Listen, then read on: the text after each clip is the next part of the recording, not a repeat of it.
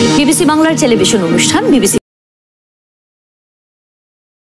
দেখে নেব আজ কি থাকছে।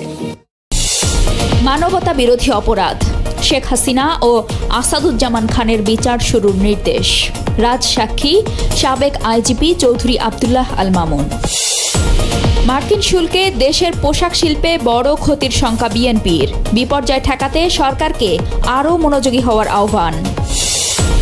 এসএসসি ও সমমানের পরীক্ষার ফল প্রকাশ, পাশের হার 68.5%। 134 প্রতিষ্ঠান পাস শূন্য। ইউক্রেনের রাজধানীতে আরও আগ্রাসী রাশিয়া, এক রাতেই 18 মিসাইল ও 4 শতাধিক ড্রোন হামলা। নতুন ফরম্যাটে শুরু হচ্ছে সাফ অনূর্ধ্ব-20 নারী চ্যাম্পিয়নশিপ। প্রথম দিনে বাংলাদেশের প্রতিপক্ষ শ্রীলঙ্কা। জুলাই গণ অভ্যুত্থানের সময় সংঘটিত মানবতা বিরোধী অপরাধের একটি মামলায় অ্যাপ্রুভার বা রাজসাক্ষী হয়েছেন পুলিশের সাবেক মহাপরিদর্শক আইজিপি চৌধুরী আব্দুল্লাহ আল মামুন। বিচারপতি মোহাম্মদ গোলাম মর্তুজা মজুমদারের নেতৃত্বাধীন 3 সদস্যের আন্তর্জাতিক অপরাধ ট্রাইব্যুনাল 1 10 জুলাই চৌধুরী আব্দুল্লাহ আল মামুনের রাজসাক্ষী হওয়ার আবেদন মঞ্জুর করেন। ট্রাইব্যুনালে অপর 2 সদস্য হলেন বিচারপতি মোহাম্মদ শফিউল আলম মাহমুদ ও বিচারক মোহাম্মদ মহিতুল হক এনাম চৌধুরী। এই মামলায় ক্ষমতাচ্যুত প্রধানমন্ত্রী শেখ হাসিনা সহ 3 আসামির বিরুদ্ধে এই দিন আনুষ্ঠানিক অভিযোগ গঠন করেন ট্রাইব্যুনাল 1। অপর 2 আসামি হলেন সাবেক স্বরাষ্ট্রমন্ত্রী আসাদুজ্জামান খান কামাল ও সাবেক আইজিপি চৌধুরী আব্দুল্লাহ আল মামুন। মামলায় আসামিদের বিরুদ্ধে মোট 5টি অভিযোগ আনা হয়েছে। আসামিদের মধ্যে শেখ হাসিনা ও আসাদুজ্জামান খান পলাতক। চৌধুরী আব্দুল্লাহ আল মামুন গ্রেপ্তার আছেন। তাকে 10 জুলাই ট্রাইব্যুনালে হাজির করা হয়।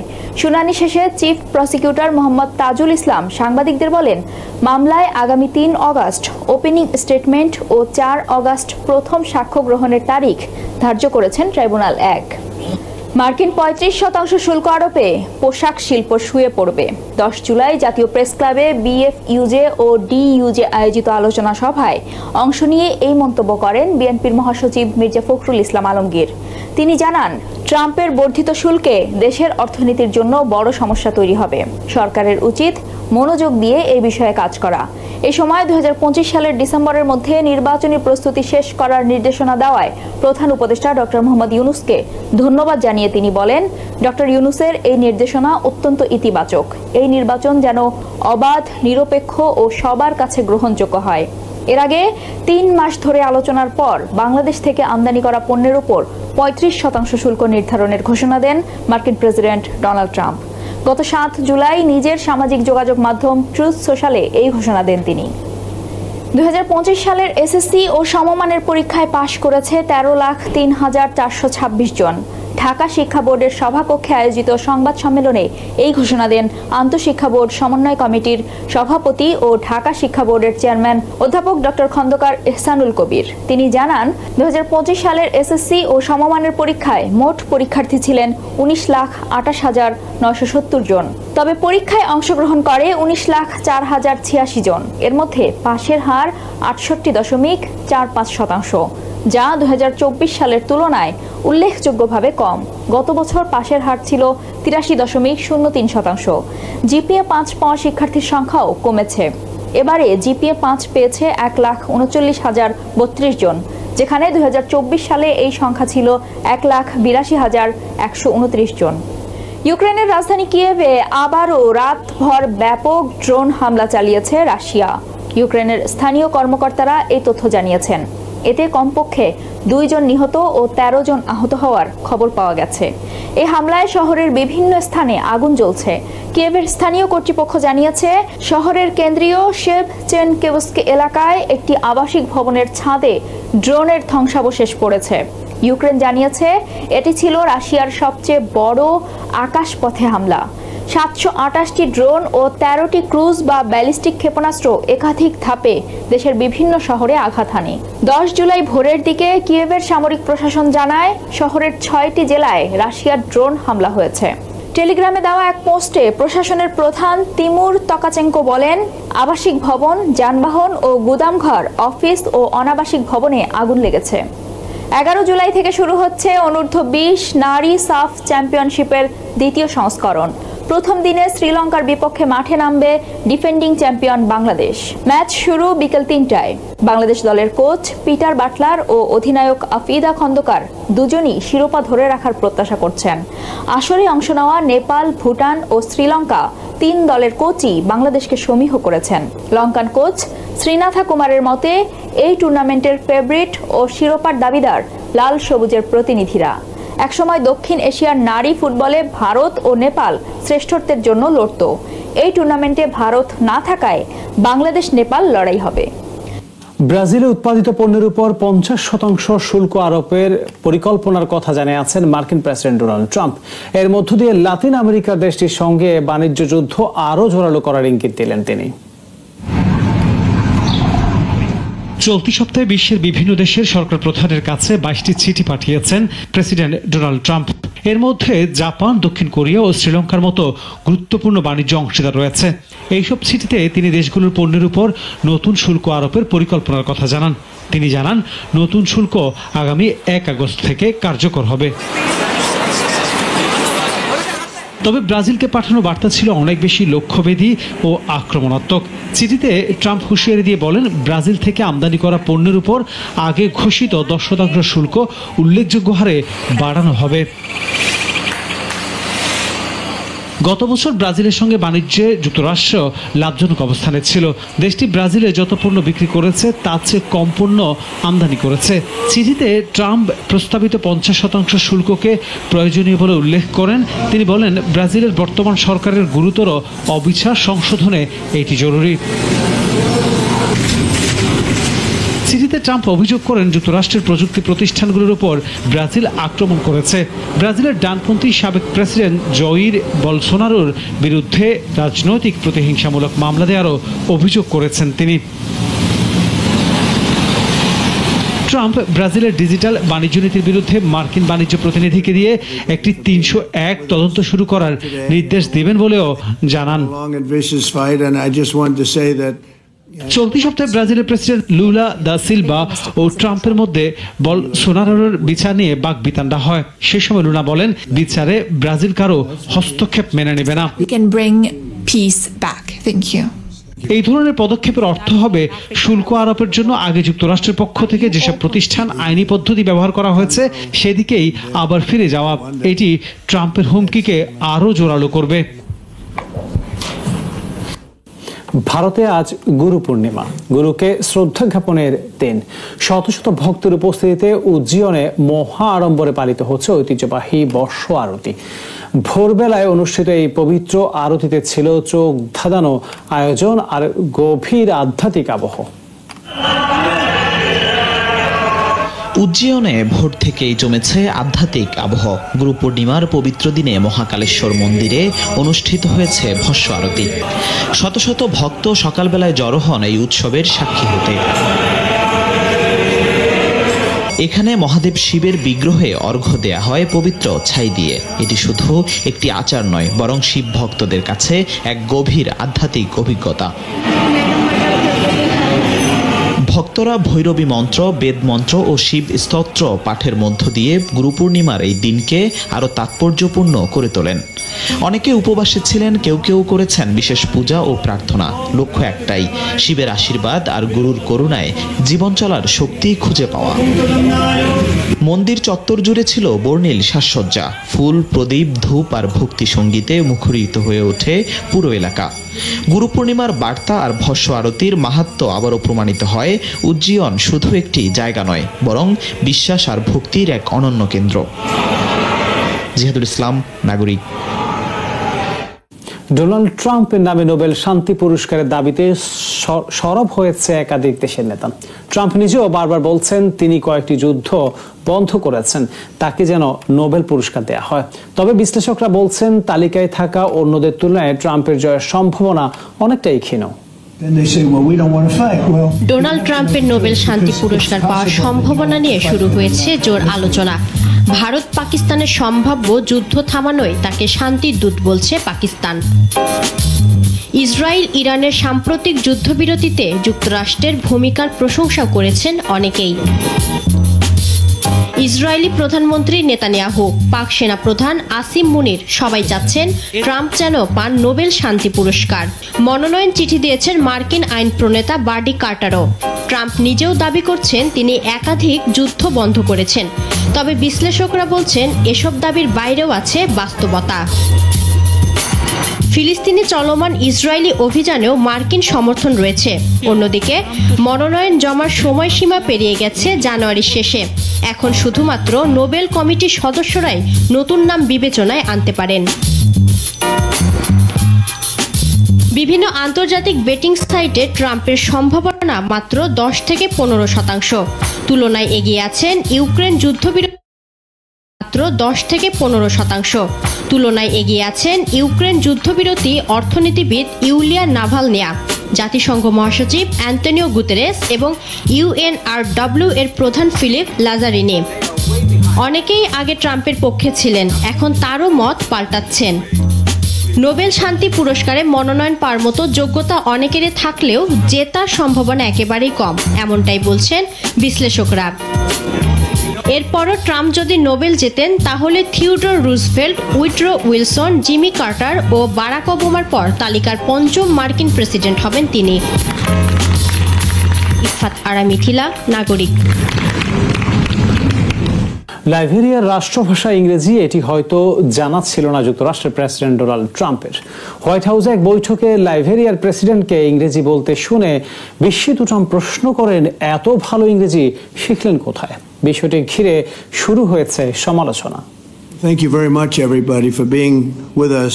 হোয়াইট হাউসে আফ্রিকান নেতাদের সঙ্গে বৈঠক করছিলেন মার্কিন প্রেসিডেন্ট ডোনাল্ড ট্রাম্প। আলোচনার এক পর্যায়ে লাইবেরিয়ার প্রেসিডেন্ট জোসেফ বোয়াকাই ইংরেজিতে বক্তব্য শুরু করতেই ট্রাম্পের বিস্ময়, আপনি এত ভালো ইংরেজি শিখলেন কোথায়? Well, thank you. It's such good English, such beautiful. Where did you learn to speak so beautifully? Where were you educated? Where? বোয়াকাই যখন জানান তিনি ইংরেজি শিখেছেন লাইবেরিয়াতেই, ট্রাম্প বলেন, আমাদের এখানে বসে থাকা অনেকেই এত ভালো ইংরেজি বলতে পারেন না।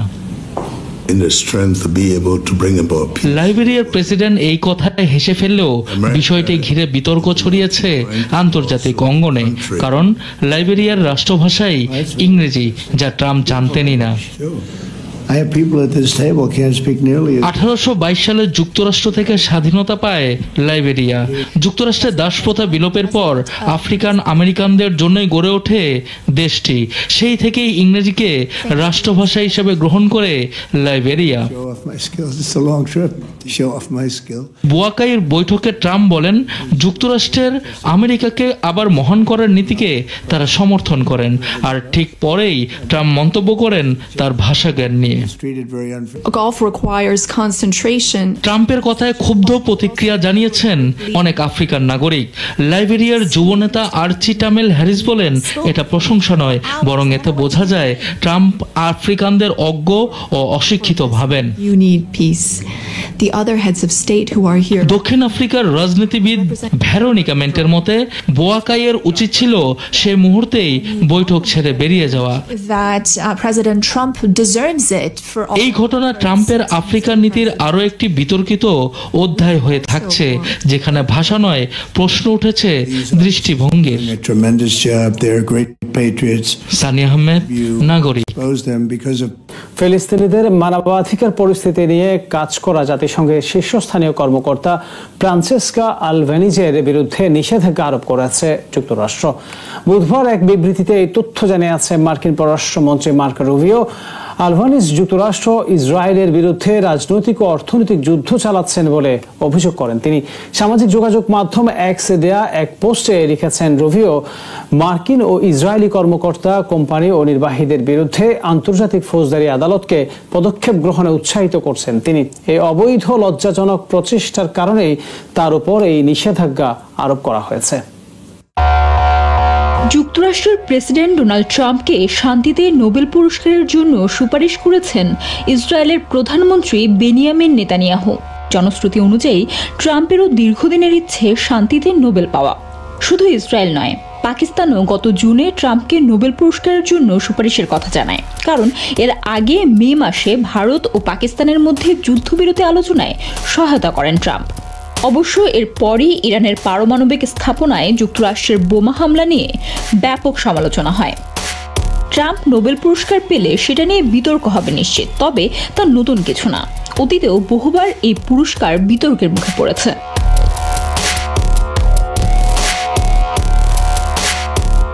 2009 সালে মার্কিন প্রেসিডেন্ট বারাক ওবামা যখন শান্তি পুরস্কার পান, তখন অন্যরা তো বটেই, অবাক হয়েছিলেন ওবামা নিজেও। স্মৃতিকথায় লিখেছেন, নোবেল পাওয়ার কথা শুনে সবার প্রথমে তার মনে প্রশ্ন জেগেছে, কিসের জন্য?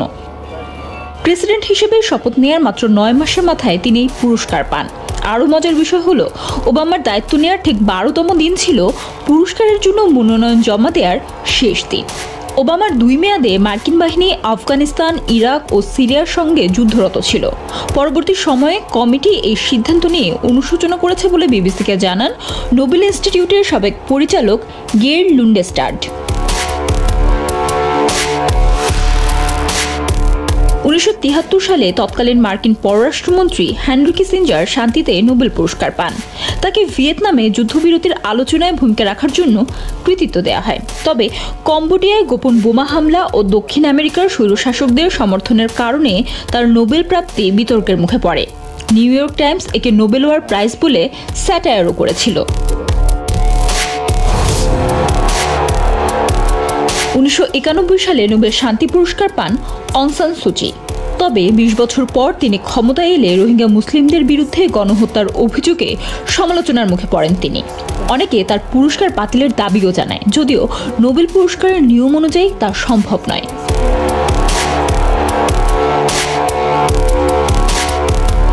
প্রতিবেশী দেশ ইরিত্রিয়ার সঙ্গে সীমান্ত বিরোধ মেটানোর জন্য 2019 সালে শান্তিতে নোবেল পান ইথিওপিয়ার প্রধানমন্ত্রী আবিy আহমেদ। কিন্তু এর 1 বছরের মধ্যেই টাইগ্রে অঞ্চলে সেনা মোতায়েনের সিদ্ধান্ত নেন তিনি, যা পরবর্তী সময়ে গৃহযুদ্ধের রূপ নেয়।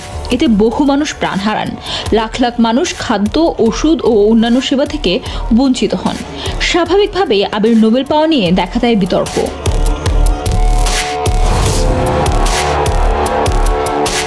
প্রথম কোনো আফ্রিকান নারী হিসেবে 2004 সালে শান্তিতে নোবেল পান কেনিয়ার পরিবেশবাদী আন্দোলন কর্মী ও জীববিজ্ঞানী ওয়াঙ্গারি মাথাই। তবে পরবর্তী সময়ে HIV/AIDS-কে জৈব অস্ত্র বলে করা তার একটি মন্তব্য বিতর্ক সৃষ্টি করে, কারণ দাবিটির কোনো বৈজ্ঞানিক ভিত্তি নেই। 1994 সালে ফিলিস্তিনের নেতা ইয়াসির আরাফাত, ইসরায়েলি প্রধানমন্ত্রী ইৎসাক রবিন এবং পররাষ্ট্রমন্ত্রী শিমন পেরেসকে যৌথভাবে নোবেল শান্তি পুরস্কার দেওয়া হয়। তারা অসলো শান্তি চুক্তি নিয়ে কাজ করেছিলেন, যা ইসরায়েল ফিলিস্তিন সংঘাত সমাধানের আশা জাগিয়েছিল। তবে ইয়াসির আরাফাতের অতীতের সশস্ত্র ভূমিকা নিয়ে ইসরায়েল ছাড়াও বিভিন্ন জায়গা থেকে ব্যাপক সমালোচনা হয়। এর প্রতিবাদে নোবেল কমিটির সদস্য কারে ক্রিস্টিয়ানসেন পদত্যাগ করেন। বাংলাদেশে একের পর এক মব ভায়োলেন্স বা দলবদ্ধ বিশৃঙ্খলা সৃষ্টির ঘটনায় জনমনে আতঙ্ক বা ভয়ের পরিবেশ তৈরি হয়েছে বলে রাজনৈতিক বিশ্লেষকরা বলছেন। দেশটির মানবাধিকার সংগঠনগুলোর হিসাবে গত 6 মাসে অন্তত 141টি মবের ঘটনায় 83 জনের মৃত্যু হয়েছে। রাজনীতিক ও বিশ্লেষকদের অনেকে এসব ঘটনায় অন্তর্বর্তী সরকারের ভূমিকা নিয়ে প্রশ্ন তুলেছেন। যদিও সরকার মবের বিরুদ্ধে কঠোর ব্যবস্থা নেওয়ার কথা বলছে, তাহলে মব বা দলবদ্ধ বিশৃঙ্খলা থামানো যাচ্ছে না কেন? কারা ঘটাচ্ছে জবরদস্তি বা মবের ঘটনা? এ নিয়ে আজকের আলোচনা। সঙ্গে আছেন বিবিসি সাংবাদিক কাদির কল্লোল। কাদির, আপনাকে স্বাগত। আলোচনা শুরুর আগে বলে রাখি, বিবিসি বাংলার সর্বশেষ সংবাদ এবং বিশ্লেষণ জানতে চোখ রাখুন বিবিসি বাংলার ওয়েবসাইটে, ফলো করুন সোশ্যাল হ্যান্ডেলগুলো, সাবস্ক্রাইব করুন ইউটিউব চ্যানেল। কাদির, মবের ঘটনা কারা ঘটাচ্ছে? আসলে কখনো রাজনৈতিক, কখনো গোষ্ঠীগত বা কখনো ব্যক্তিগত প্রতিহিংসা থেকে কাউকে কোনো একটা তকমা দিয়ে এই মব সৃষ্টি করে তার উপর আক্রমণ করা হচ্ছে বা এই ঘটনাগুলো ঘটানো হচ্ছে। এবছরের প্রথম 6 মাসের ঘটনাগুলো বিশ্লেষণ করে মানবাধিকার সংগঠনগুলো এমন ধারণা পেয়েছে, সেটাই এই সংগঠনগুলো বলছে। এসব মানবাধিকার সংগঠনের তথ্য অনুযায়ী যেটা দেখা যাচ্ছে যে কট্টরপন্থী ধর্মভিত্তিক কোনো গোষ্ঠী, যাদের রাজনীতিতে বা সাধারণ মানুষের মধ্যে তেমন শক্ত অবস্থান নেই, এ ধরনের কিছু গোষ্ঠী বিভিন্ন ব্যানারে, কখনো তৌহিদি জনতা বা এ ধরনের কিছু ব্যানারে তারা ঢাকা সহ দেশের বিভিন্ন জায়গায় বেশ কিছু মব সৃষ্টি করেছিল। ইসলামপন্থী কোনো দলও আবার কোনো ক্ষেত্রে সমর্থন দিয়েছিল। মানবাধিকার কর্মী নূর খান লিটন, তার সঙ্গে আমি কথা বলছিলাম। তিনি যেটা বলছেন যে কোনো মানে ক্ষুদ্র শক্তি একের পর এক মব তৈরি করে দেশকে একটা অস্থিতিশীল পরিস্থিতি তৈরি বা অস্থিতিশীল পরিস্থিতির দিকে নিয়ে যেতে চাচ্ছে, এটা তার কাছে মনে হচ্ছে ঘটনাগুলো বিশ্লেষণ করে। আর মানবাধিকার সংগঠনগুলো অবশ্যই এটাও বলছে যে মব ভায়োলেন্সের বেশিরভাগ ঘটনাই দেখা যাচ্ছে মানে রাজনৈতিক কারণে। সেখানে যেটা বলা, তারা বলছে যে সেখানে বর্তমানে যে সক্রিয় দলগুলো আছে তার মধ্যে বিএনপি, জামায়াত এবং এনসিপি, তাদের দিকেও অভিযোগের আঙ্গুল রয়েছে মানবাধিকার সংগঠনগুলোর কোনো কোনো মবের ঘটনার ক্ষেত্রে। সেখানে এনসিপির দিকে অভিযোগের পাল্লাটাই ভারী। যেটা বলা যায় যে যদিও এনসিপি নেতারা এই অভিযোগগুলো অস্বীকার করে আসছেন, তারা এক ধরনের ন্যারেটিভ দেওয়ার চেষ্টা করছেন যে এটা জনরোষ বা বিক্ষুব্ধ জনতা এ ধরনের ঘটনাগুলো ঘটাচ্ছে, কিন্তু মানবাধিকার সংগঠনগুলো বলছে যে ঘটনাগুলো ঘটছে। সর্বশেষ এনসিপির মানে একটি ঘটনা বেশ আলোচনায় এসছে, সেটা সম্প্রতি চট্টগ্রামের পটিয়ায়। সেটা মানে মানবাধিকার কর্মীরা বলছেন যে ঘটনাটা বিস্মিত হওয়ার মতো। ছাত্রলীগের একজন কর্মীকে তারা ধরে মব তৈরি করে তাকে পটিয়া থানায় নিয়ে গেছে। পটিয়া থানার পুলিশকে তাকে মানে গ্রেপ্তার করার জন্য তারা বলেছে, তার বিরুদ্ধে কোনো মামলা না থাকায় পটিয়া থানা পুলিশ তাকে গ্রেপ্তারের অপারগতা প্রকাশ করে। তখন যেটা দেখা গেছে যে তাদের সঙ্গে পুলিশের বাকবিতণ্ডা, এক পর্যায়ে সংঘর্ষের ঘটনাও ঘটেছে। সেই প্রেক্ষাপটে দেখা গেছে যে তারা ওই পটিয়া থানা পুলিশের ভারপ্রাপ্ত কর্মকর্তার অপসারণ পর্যন্ত দাবি করেন। এক পর্যায়ে সেই ভারপ্রাপ্ত পুলিশের কর্মকর্তাকে প্রত্যাহারও করে নেওয়া হয় তাদের দাবির মুখে। এছাড়া বিএনপি, তাদের বিরুদ্ধেও সাম্প্রতিক সময়ে বেশ কিছু মবের সঙ্গে সম্পৃক্ত হওয়ার অভিযোগ পাওয়া গেছে। যদিও বিএনপি নেতারা বলছেন যে মব সহ বিভিন্ন অপরাধের দায়ে বিএনপির সারা দেশে 4000-এর বেশি নেতাকর্মীকে বহিষ্কার করা হয়েছে বা বিভিন্ন ব্যবস্থা নেওয়া হয়েছে, কিন্তু তারপরেও বিএনপির অনেক নেতাকর্মী বিভিন্ন জায়গায় জড়িয়ে পড়ছেন। যেমন ঢাকার বনানীতে একটি রেস্টুরেন্টে বিএনপির সহযোগী সংগঠন যুবদলের একজন নেতার নেতৃত্বে বা নেতার সমর্থকেরা সেই রেস্টুরেন্টে আক্রমণ করেছে, হামলা করেছে। সেখানে একজন নারীর উপরে মারধর করার ঘটনা ভিডিও ভাইরাল হয়েছে। এছাড়া সাবেক প্রধান নির্বাচন কমিশনার নুরুল হুদা, তাকে জুতার মালা পরিয়ে মব তৈরি করে যে ঘটনা ঘটেছে পুলিশের হাতে হস্তান্তর করা, এই ঘটনাটাও ব্যাপক আলোচনা সৃষ্টি করেছে।